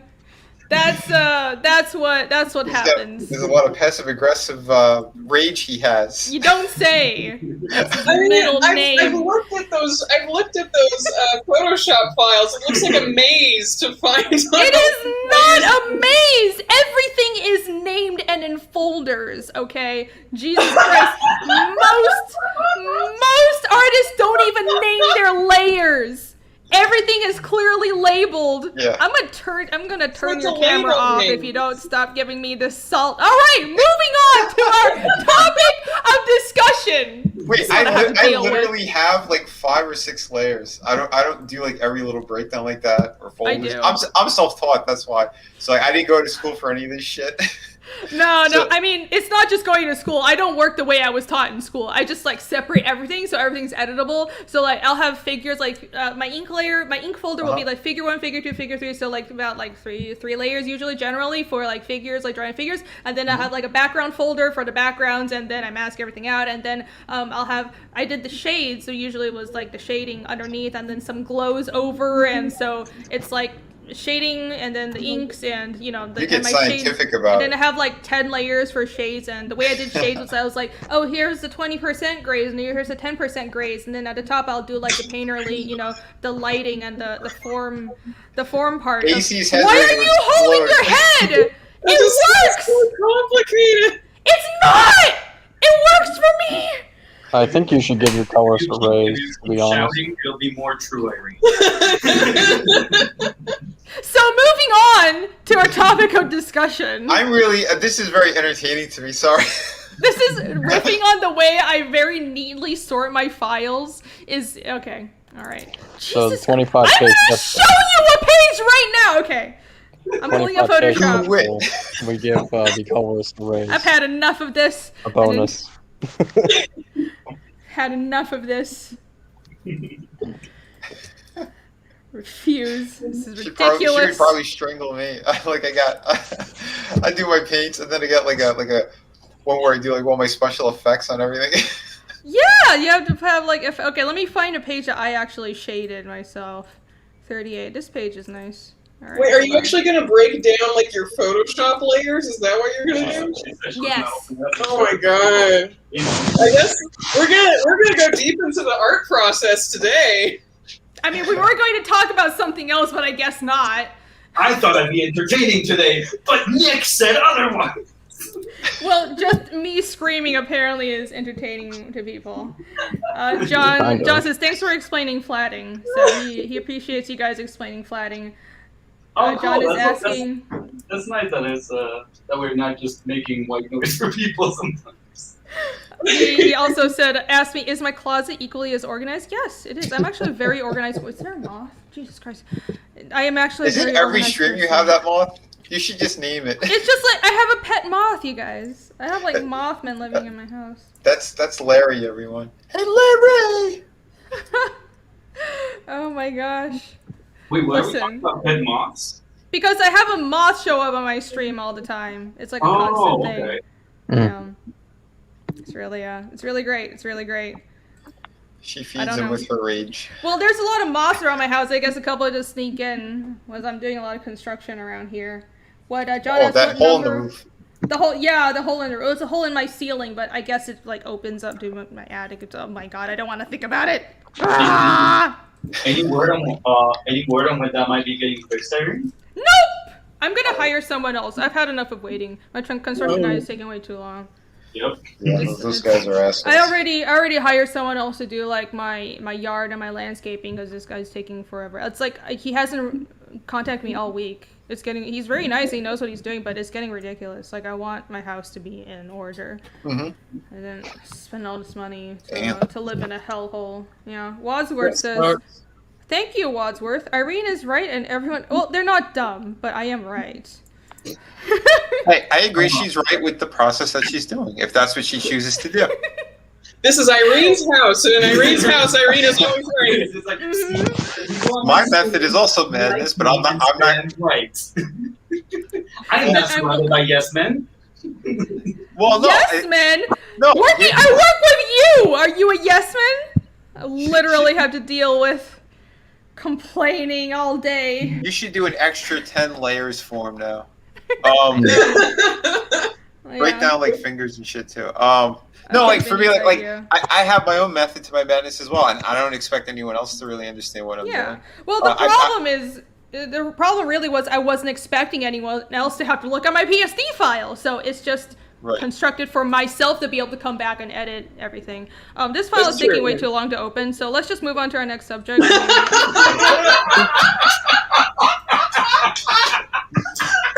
Just say everything. So maybe cut down on 10 more layers. I wonder why. It takes so long to open. You guys, it's because I have 10 other files open and 50 tabs in Chrome, and I'm streaming. I don't want to crash my. I have 10 other files open, guys. I see her head is the rage meter's going up, like she's filling up all red. Thanks for inviting us to your stream, Irene. Yeah, you're welcome. You're also welcome for the work I'm giving you. Would you like more of it? Let's see. Wow, they're doing a better job of trolling Irene than I do. Jeez. Fucking hell. She's like, oh look, they're all silent now, bitches. Oh no! That's right. She's gonna open up 2 more files now, just to add to the piss off. Jesus Christ. They don't. I mean, you know, they don't give me any of this. A little bit of. They save most of it, like the complaining for my streams, like my public streams. Okay, so this is how it goes. This is my team. Love it. At least you guys are honest. All right, here's a topic of discussion. I don't know, so if you look at the bar on the right, it says they like went up. See that $1.2 billion? They went down 30%, but they're using manga sales. Yeah, I think Chimera's probably most well versed on this. I saw Shane Davis did a stream, but I don't super understand what's going on, other than it appears that American comics, or people who are doing numbers for American comics, are claiming that comic sales, American-made comics, are doing very well, but actually if you look at the data, they are lumping in manga sales with, like, translated manga sales in the U.S. with, and calling that part of the American comics industry, which is very interesting. So, yeah.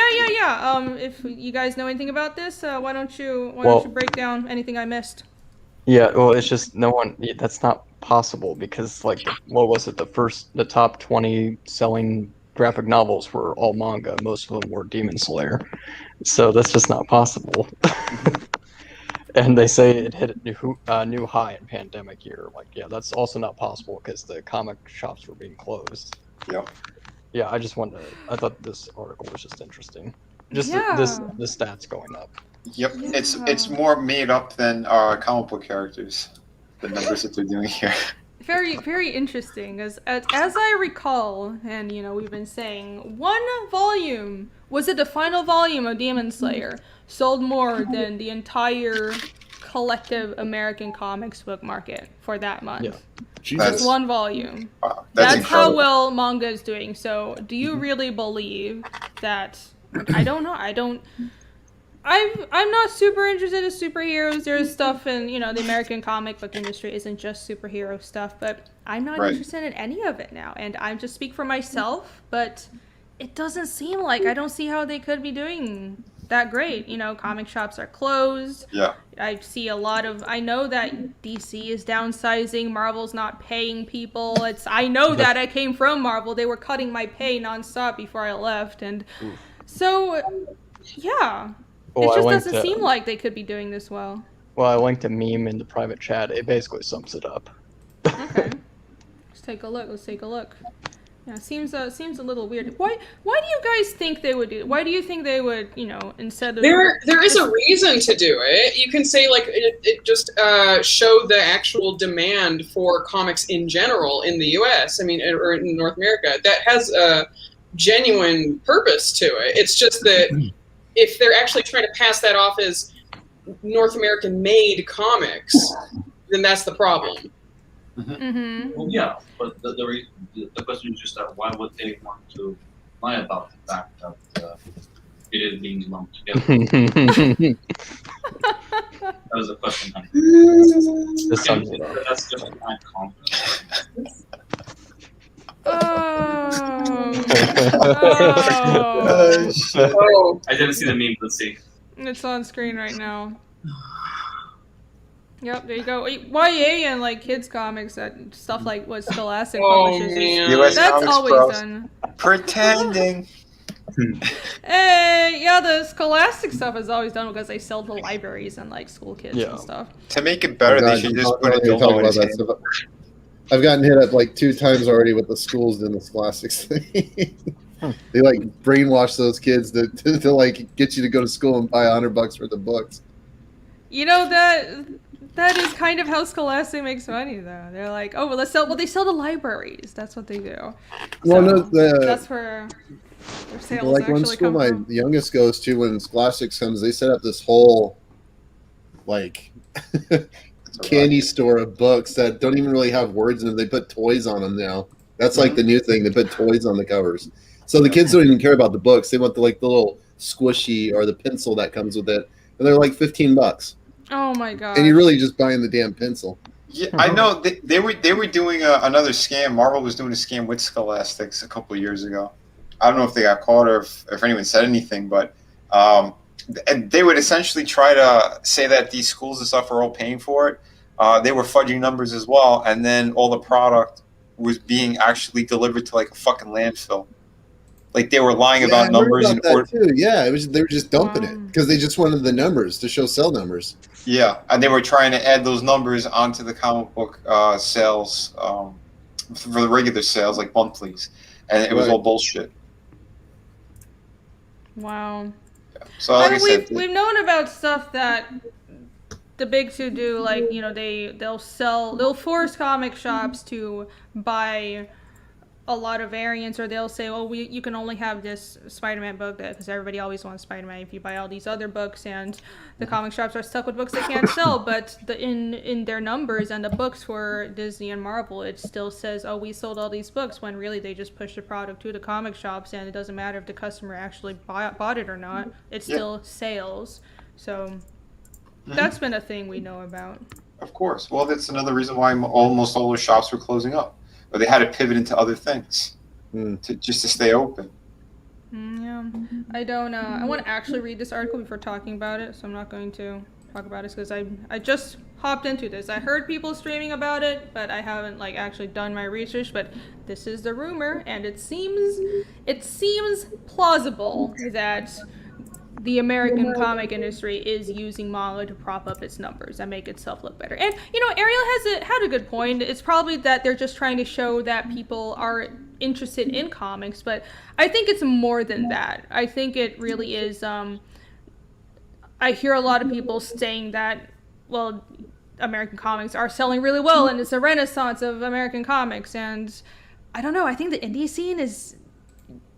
We are biased because we're all doing indie comics, but I think the indie scene is still, like, that's where the passion is at. That's where most of the new ideas, and that's where, like, the really enthusiastic readers also are. I just don't see corporate comics really hitting hard right now. Nope. And like you said, I think a lot of people are tired of the superhero story. All my books that I've done, I don't have, like, a specific, like, superhero book. I'm doing different stuff, sci-fi, ghost, pirates, you know, and I am connecting a universe. I'm doing something different. The sci-fi, the City of Venus is going to have superhero type elements, but, you know, like I don't have characters that are in tights and flying around. Like I have like a catalog of different stuff that I've been working on, but I have one that is more of the superhero type, but I don't feel like getting to that character yet or that story. I rather tell something a little bit different because to me, it's more difficult to come up with something totally different than that stuff. And it's a lot more fun, a lot more freedom, you know, 'cause superheroes, you kind of have to be in a certain realm. I don't want to say like a certain set of rules, but the type of characters that you got to come up with, they kind of fit in certain molds, you know, and then, yeah, you could do something crazy with them. But, you know, there's like a certain recipe that doesn't really appeal to me anymore, if that makes sense. That's understandable. It is an environment that has been, you know, highly dependent on it and oversaturated with superheroes. Yeah. Generalizing that a structure is needed, I think it's more telling of how bigger companies have done so to be able and maintain their IPs and be able to return them to point zero at the end of any story. But that doesn't say that individual creators or indie or other people that actually have a story that they want to tell and not one that was created by a company has to be latched on or shackled by those ideas or preconceptions. Right. That's also true. I don't really have much to say on current work since I'm, right. I'm working is on Irene's book, and she's the one, putting it out there and talking it up. But to work on my stuff. Since we were talking about superhero stuff and mainstream comics, but we tend to kind of lean on the negative on that. I did at least want to talk up a book that I've been checking out lately that I would definitely recommend, especially since part of Irene's pitch for Fiendish is, aside from her Hunkalicious Vikings, is also those that like action, gore, and manga. Ultra Mega by the artist James Herron on Image Comics is really good. And anybody that looks those kinds of things, this is kind of based on those old Sentai series like Ultraman that he gets huge, but with a really cool, funky art style and hyper violent and a lot of manga influence on it. It's really cool. If you guys just even Google it up and just look at some of the covers, it's really sick looking. Yeah, James Herron is just incredible. I think we checked out the series on the stream before. That does look good. That's still, I think, what we mean with. That's not technically indie. It's Image, but everything. I said it's not. Yeah, but it's kind of in between. But it's also not what we talk about when we say mainstream comics. I think. I do want to say that ever since I've moved to America, the only books I've really been hooked on are all IDW or Image books, and it just seems like those are where, because there is good stuff in superheroes. There are really good artists. The art is really, really good. I'm a huge fan of. Everyone knows I like Sean Gordon Murphy. Jorge Jimenez has been doing really, really good work. Yeah, he's really good. Fantastic. I've been trying to incorporate the way he does grays. He incorporates grays into his inks. Carrie Randolph is a really good artist. There's so many good artists, but I think the stories are, because IPs are old, and they're just trying to churn out, like, just squeeze out more things they can do with these characters. And I'm like, why don't you make new stuff? I think we need new blood. Yeah, and that's the other point too. I mean, because I do enjoy some stuff still as well, but like Batman and Spider-Man have been like two of my favorite characters since I was a kid. I was supposed to work on Spider-Man till Kagata fucked me over, but this is what I'm saying though. I mean, like, yeah, those characters are great, and I think if you do have fresh blood in there with new ideas, you could do really great stuff. But it feels like at this point they're just beating a dead horse, and since they're incorporating their own garbage and their views and the political kind of shit into it, I think that's what maybe left like a really bad taste in my mouth regarding superhero books. But yeah, no, you're right. Like, I think Kirkman was the last one that I really enjoyed, like a superhero book. Invincible, like I had a lot of fun with that. But yeah, there are certain ones that are out there that you could still gravitate towards. But again, artist-wise, I'm with you, Irene. There's certain people that I do really like, and I'll gravitate towards them, even if I'm not crazy about the book. I might pick it up just because I do dig their artwork, what they're doing with it, you know. Yeah, that's the main reason I buy books nowadays. From that's the way I shop for stuff from Image or IDW. Is if it's a that does look really cool, by the way. It does look cool, and I don't even buy stuff from Marvel or DC. What I do is like I go to the artist's Instagram and like screenshot their work, and then it's in my reference folder. That's all I need. Shit. Yeah, the only book. I'm the worst. This does look really cool. Yeah, I do have to check it out. Remember you mentioned this to me, Nick. Yeah, but I wasn't sure if I actually mentioned it on the stream. I think it was actually while we were like on our personal chats with some of our friends. No, I think it was on stream. But anyone in the chat who likes how this looks, you should check this out too. Yeah, it was an older stream. It was one of the first ones you came on. Right. Or head over to their Instagram and screenshot it, and then spend your money in our books. That's right. Because you just want the art, right? Oh, I'm the worst. Oh, look at this. Let's see. Here's another article on Kimetsu no Yaiba. That's Demon Slayer sales number. What are they saying it? One Piece's manga sold 7.7 million volumes in Jesus Christ. 7.7 million. It's just in 2020 in million. 7.7 million, but just in 2020, just in 1 year. Yeah, and I think it says something that even over here in Colombia, where we hardly even get a large variety of comics, much less manga, things like One Piece and some of the popular books are actually starting to show up even at the side of grocery stores, and we don't even have comic book stores around here. We don't have little comic book racks. We never had those. We have to go to independent stores that like import, and it's always sealed, so you never know what you get. Like following comic book art is very different around here. But manga is now showing up, and you can check it out while you're doing groceries. It used to be not sealed. It's not sealed, and it used to be a really marked up price product on most libraries and other stores. But now it's actually at a much more accessible price, and it's just everywhere now too. That's the model. That's how it works. Yeah, but you have to have demand for it, and it's just Latin America is getting a little bit more of that because with their previous model, with how they're so defensive on sealing everything and putting out niche stores, how can you see if there is a demand for it or not? Because there's not enough people to actually put their eyes on it. It's terrible. I mean, I agree. I don't get to check out comics that way. I just look at a bunch of covers that might be done by other artists that are not the ones in the inside. Yeah, that don't do the interiors. John says, why don't they add French graphic novel sales numbers? So yeah, they should probably do that, shouldn't they? Exactly. Weird. They were just being transparent and saying this is a domestic demand for comics in general. That's fine, but it's more than that. Like it's so weird. Why are you someone mentioned that it's what is it? Oh, please. John also said, please buy my American comic book studio. The numbers are great. That might be it. Because there's been rumors that DC and Marvel are going to be sold, or DC might stop making new comics. I don't know if it's that bad. Yeah. I don't know that many people there.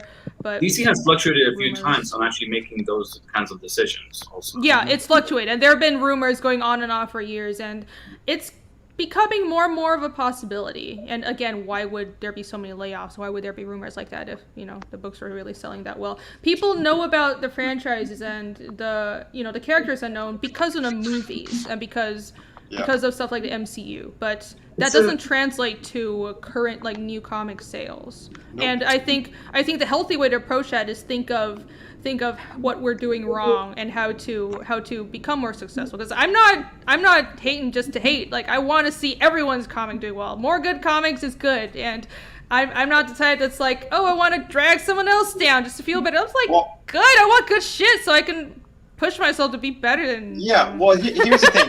The rants are coming from good places because, to be honest, again, we know who's been destroying the industry. The people who are in charge, who've been there already for a decade and a half or so, almost two.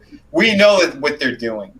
They're absolutely destroying it, and that's what's infuriating because we grew up enjoying comics, this medium. That's why we're doing it. That's why we want to tell our stories. We want to be part of this. But yeah, no, I think they have to clean house. I've been saying it for the longest time. I said it way back in 2002, I believe. I said they need to fire everyone and start from the ground up because they keep fucking this up. That's when I started seeing things being peppered in there. The scumbags who keep manipulating and getting their way to the top. Joe Q, he's been there for a while, but I've also heard stories of him tracing over other people's artwork. I've heard other professionals, even someone who is very close friends with him, talking shit about the dirty things that he's done. In fact, something I could say off air, not on air, but yeah, no, I know a lot of the dirty things that fucking went down over there. Why do you think that they try to attack us? I was attacked when Through the Woods came out by one of those semi-famous internet trolls, and she worked directly for Joe.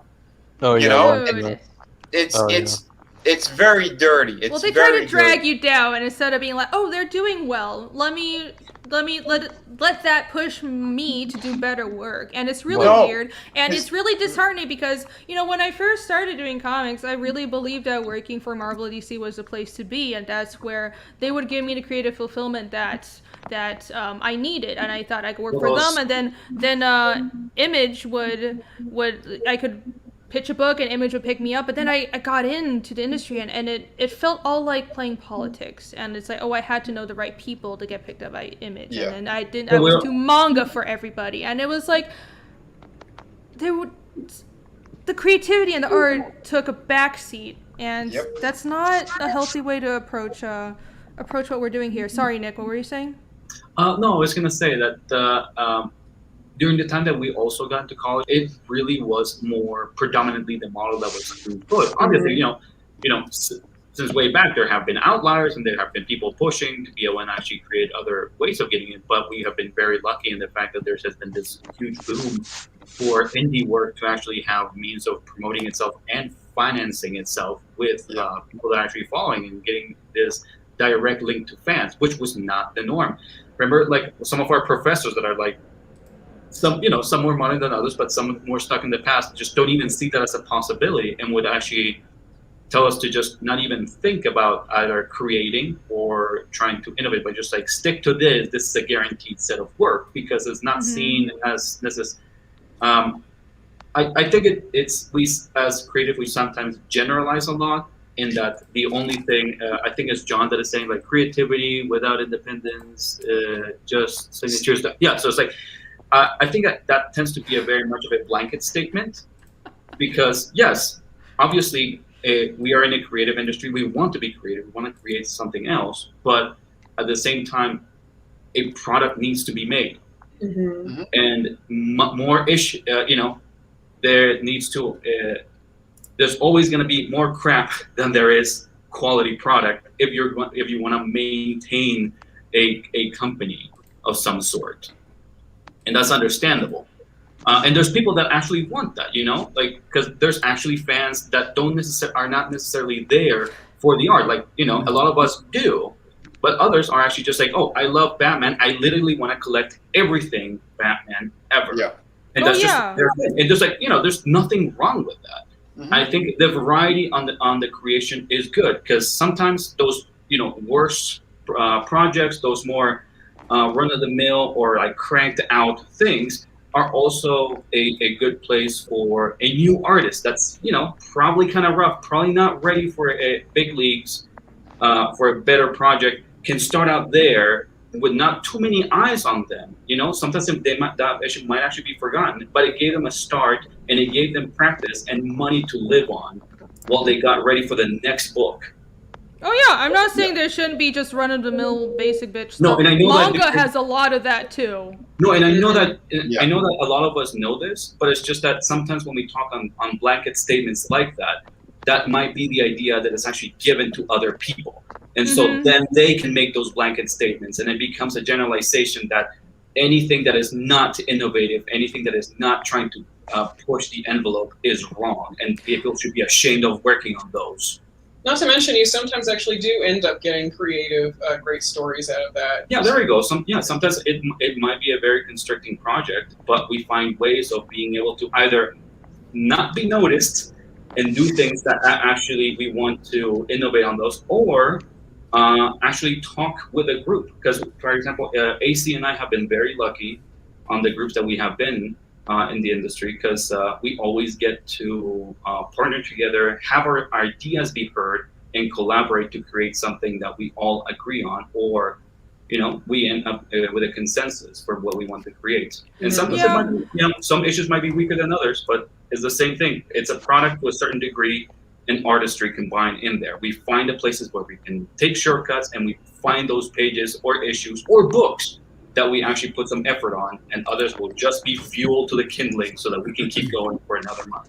Yeah, I think we've been in these discussions talking about indies versus the mainstream so much that it's kind of some things that we say are taken as a given, but maybe if there's new viewers, we don't want them to misunderstand. I think that if you work on, you shouldn't work for anything, like you shouldn't take work from if it's offered from the mainstream, or if you really just want to draw Batman, because I know most of the people that, well, not most, but a lot of people that we went to art school with, they just wanted to freaking draw Batman. They just wanted to draw freaking Spider-Man, and that's cool. That's cool. I'm saying that there should be on the opposite side of that. It needs to be a balance. You can have basic bitch stuff. That's always necessary. I'm not putting it down. But you also need to have, like, the creator-owned stuff and the stuff that's... Or not even necessarily creator-owned, but just new ideas and people really going wild and being really, like, raw storytelling. I don't know how else to describe it, but, like, innovation. And it needs to be a balance, and I think it's out of balance right now.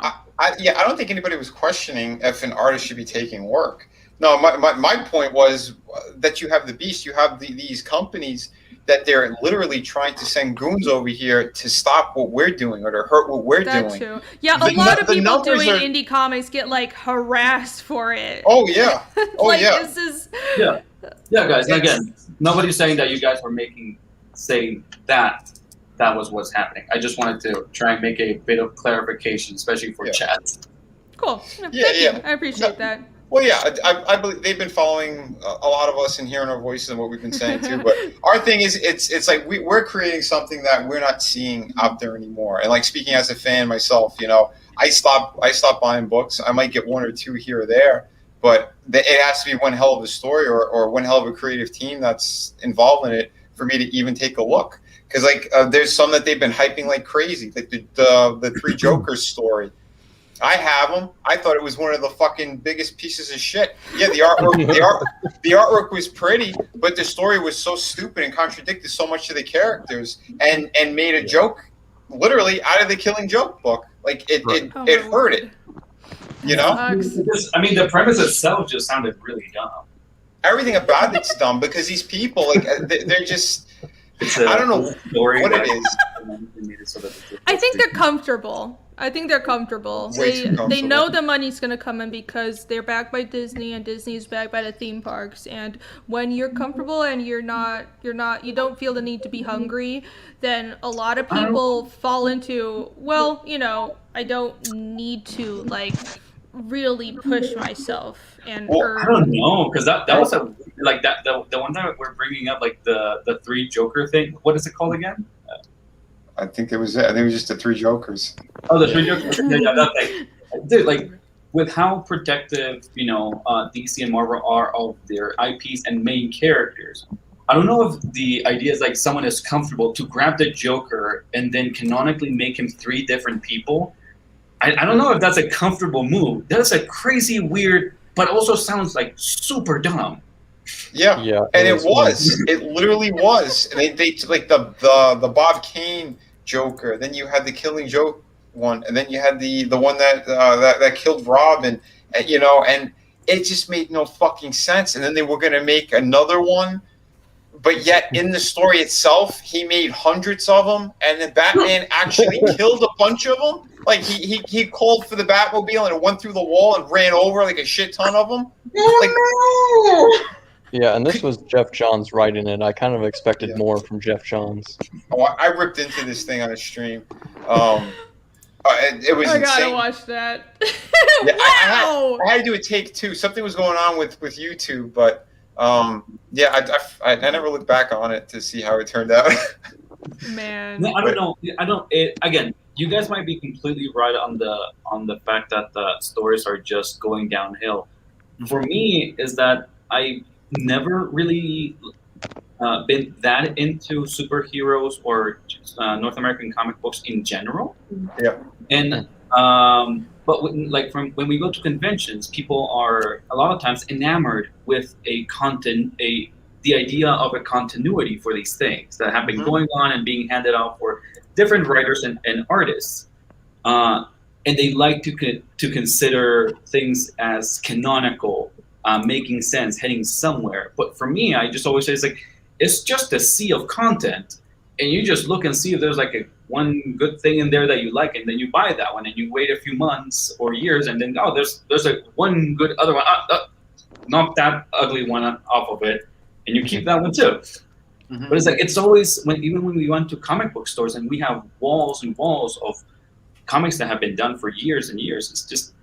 It's very cherry picking to be able to find things that you like. So I don't know. Is it really that it's just falling downhill? I know I've seen it. I completely hear what you guys are saying about a lot of books having had been too involved in trying to just push the politics of the writers or artists, which is really bizarre, and I get that. But at the same time, I saw highly publicized shit all the time. Mm-hmm. It's like that's not new, and most of for something to be really good, there has to be a lot of things bad around it for it to contrast and actually be pointed out as a really good book. Well, from what I recall, there's also an issue of publishers not really advertising the work that much, not really distributing the work very well. So that's the thing. I mean, maybe they were a bit better in the past. I don't know. Maybe it's always been time. There's nothing. It's not just time. I'm also talking about publishers and advertising. Because here's the thing, like they'll take their top writers and their top artists and they'll push and promote them like crazy. Then you could have a smaller book that does have a great creative team and they're not getting much of a spotlight, and they might get some word of mouth here or there, but by that point their books are usually ended already, or they change the creative team. Like no one's really nurturing that type of team anymore, or that kind of talent. And yet, if a book is going too good and people do start to pick it up, and the publishers don't like the direction they're going in, or they're pushing a narrative that they don't like, that has too much freedom to it, they're going to tell them to rein it in. I was friends with a couple of writers that had projects that were sitting on a shelf, and to this day will never get released because they didn't like what was going on. Yeah, I've heard those kinds of horror stories a lot. And I'm like, at this point, if you have a really good idea, I mean, pitch to them, pitch to companies and stuff. If you really have an idea you're proud of, why would you sell it? Keep it for yourself. Go promote on the internet. Go indie. Because I don't trust anyone with, if you give those stories to these companies, they always have some other concern other than, is this a good story? There's always something else going on. Like, does this match with, what are our critics going to say? What are the people working there going to say? Does anything offend anyone? Is it going to meet our test groups and, what we think will sell well? And it's just not worth it. And I've seen so many creators get fucked over. Mm-hmm. It's just, totally not. I wouldn't sell any IPs to them anymore. Oh, no. Oh, no. Do you mind if I share something? It's kind of pertinent. You mind if I share something? Okay. Here we go. Yeah, go ahead. I just started drawing because I figured I'd have something going on the screen. Oh, by the way, here's one of the pages for chapter 2. There you go. That's awesome. So here's the thumbnail for Sunday's show. Western Comics. So there we go. Sums up the argument pretty well. Yeah. Oh, this is gonna be a good show. I don't know. I kind of like the Western Comics picture. That looks like a fun character. Listen, don't judge. What? So only ugly people are fun? Is that what you're saying? No, I just think that's... Nick does have a penchant for monsters and weird-looking characters, so that's why he's coloring my book, because it's full of monsters. I'm trying to work on my thumbnail game for YouTube. So there we go. Thank you. So everybody tune into Chimera's channel on Sunday. I think I should be on there. It'll be fun. It'll be a lot of screaming about manga and stuff. Yeah, let me show everyone that file that finally opened. What? No, I was going to say, what time is that one? I'm trying for 3:30 Central Time. Okay. Yeah, I'll be doing Chimera show, and then I'll be hopping onto Vinnie's. Cool. Oh, okay. Yeah, we'll figure it out. Like I said. Yeah. If we don't have, I want to double check with everybody, but we can do that off air about something. Yeah. Well, I also want to have Narwhal on because he just launched his book. Ooh, that'll be cool. So, I do want to wrap up soon. It's 9:50, and I want to hop on to Kraken. I assume Vinnie probably does as well. But okay, so while we have time, look at all of these layers. Look at this very neatly constructed folder. Look at this. It finally opened. Yes, I mean it's been open for a while. Okay, so here, everyone see. This is my shades. Okay, and here are my inks. So look, so well constructed. So well constructed, and so under the shades I have like 100 layers. So well constructed. Wait! You open up a folder, and I was like, "What the hell?" Yeah, see, notice she hid everything in that folder, and that top everything is named. Like I have backgrounds, poles, like the scuff, the spatter. Everything is named. Here's background, so really neat. This is a background. Look, you can turn it on and off. It's very easy to edit. Monsters, on and off. Here are the monsters, and here are the figures. See, easy. Everything is it's named and it's sorted, and here's the blood, and here's she spatter. Changed all from the ASD just now during the stream. She renamed them all. No, I did not! My computer doesn't run fast enough for me to do that. I wonder why it doesn't run very fast. Why doesn't your computer run very fast? Because I have some low on space. Hold on. Irene, I got this for you. It's StreamYards, and you have a bunch of tabs because you're hosting right now. Yes! Exactly.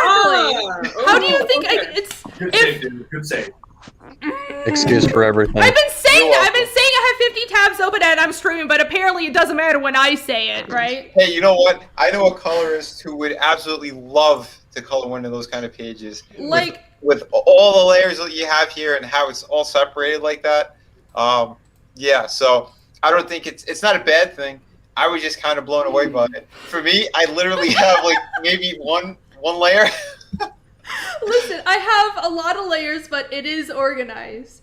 See, what I do is I end up getting like you do effects, and then you have like a few layers. Like I sometimes end up with like 10 layers, and then at the end of my process, I'm like, well, I don't want to have a giant file sitting on my computer, and so then I shrink it down. Well, that's because your computer is like 20 years old, and it couldn't handle more than 10 layers. It's not that old. Yes, it is. Oh no, it's like 10 years old.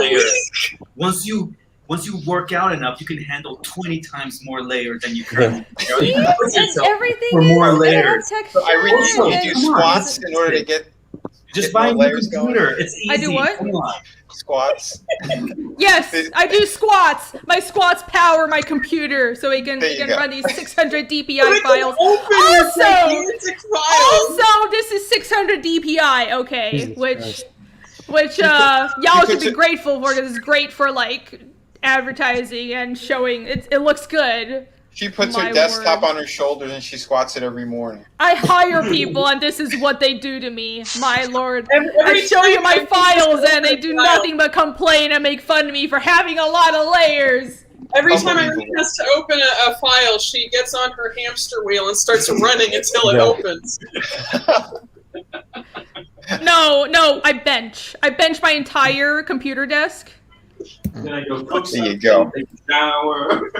I lift things up and put them down. Okay, I don't want you telling me my computer is slow. I remember we went through like half a stream and Nick's like, oh, I'm still downloading these files. So okay, well that's his computer and we don't have the money yet to get a new one. My computer's also not that good. I need more RAM. I really do. Okay, all right, let's go through some chats because we do have to go. Well, by the way, he's filled up from what I saw. Oh, really? Okay. Yeah. Oh well. Maybe I can just bother them in the back room. It'll still be fun. We'll throw rocks at them. Yeah, we'll throw rocks at them. It'll be great. It's 9:54. Well, of course it's already filled up. Yeah. Let's see. No worries. Like I said, we could start doing some drawing streams on our own. Yeah, definitely. Yeah, there'll be more drawing streams. Frega's was really good, but there will definitely be more. Wazra says I love it when she has. Thank you. John, it's just personal workflow. I admired it as a non-artist. Oh, well, John is so positive about everything. I appreciate it. Billy Baxo is here. You said something about manga before. Yeah, none of my teachers took manga styles as serious work. They tried every time to get me to stop drawing that way. They said it had no future if I wanted to be serious. Yeah, I got the same thing. At the same time, I have heard a lot of you tend to be young kids who don't really know exactly what they're doing, but they often use but manga is, I draw manga as an excuse not to learn anatomy or not to learn, especially the anatomy of the face. I also encountered that just kids that just completely refuse to actually learn fundamentals. Or just deviate from their style. But I believe you. I know that it's also just like. But then people who just happen to have a manga style get lumped in, and the teachers don't differentiate. And clearly was never one of those people. Well, a lot of because they just don't want to see you succeed like that. Because again, if they think it's a joke, they're putting their personal thing on. They're not being proper teachers. Because you should be learning everything. You should continuously be learning. Because if you're not, then you failed. True facts. True facts. John says studios develop skills, but not retirement. Yeah, you can't retire. You're on a wage from mainstream comics unless you're like a heavy hitter that's grandfathered in. Yep. Creativity without independence just stagnates and dies. Well said. Well said. So many good comments. There's a lot of wise people in the chat. Yes, there are. All right. This was a very fun stream. We should. I think we'll come back and we need to talk more about this. This is a cool subject, and I think we should do a stream going over why everyone thinks. Well, what's appealing about manga and what's appealing about every different industry. Yeah. I think that would be a good topic. Yeah, that would be really interesting. Yeah. So, all right, let's go through everyone's campaigns real quick. You know, even if I'm not on Frego's stream, I'll be drawing along. So go over and check out his channel. Everyone, it's a lot of fun. It's gonna be. I want to see who's on. It's his final day, so I'm sure they're like amazing artists on. Check out Fiendish. That's my book. Dark fantasy manga. If you love D&D stuff like Berserk, this is a comic for you. Check out Shadow of the Kraken. From the Depths We Rise. Hunks, whores, and hordes. I'm trying to make that your official tagline. Yeah, Listen, that's pretty good, isn't it? Yeah, well, the way you say it, and then you get all playful. She twirls her hair and she says it. Hunks, whores, and hordes.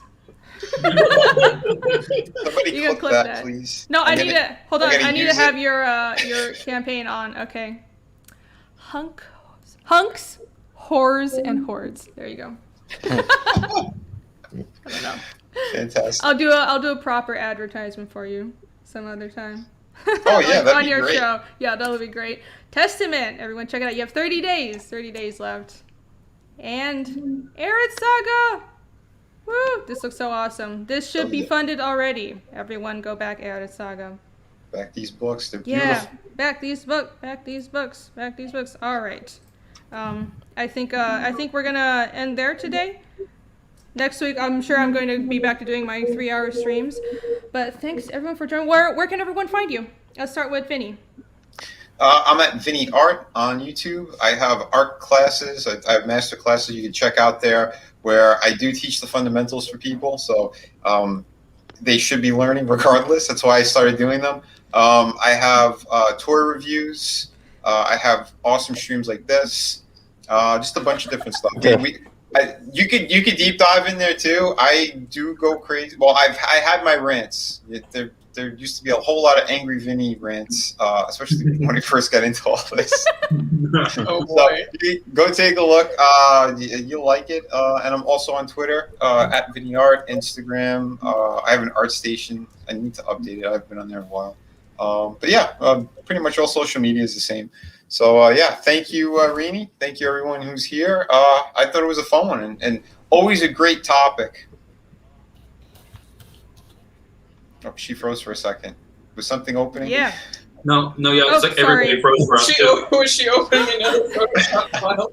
I was opening another tab, guys. Oh, okay. See? I literally have like 50 tabs open. It's a fucking problem. Wadsworth says, no, we should stream. Keep streaming as Snipe Frega. Should we do that? I'm fine. I'm working anyway, so yeah, I'm here. The best artists are right here anyway. Oh, dang. No, there's like fucking amazing people over there. You're okay. Nah, I can't concentrate on drawing if I keep on streaming, but yeah, because I want to draw along. What are they drawing? I don't even know what they're drawing. I don't know. I just poked my head in real quick just to take a look, but I can't. Yeah. I don't know. Yeah. They're all still in a rough stage at the moment. It looks like. Okay, cool. All right. Well, it's a 2-hour one today, so I'll hop in. I'll just draw along. Okay. AC and Nick, where can everyone find you?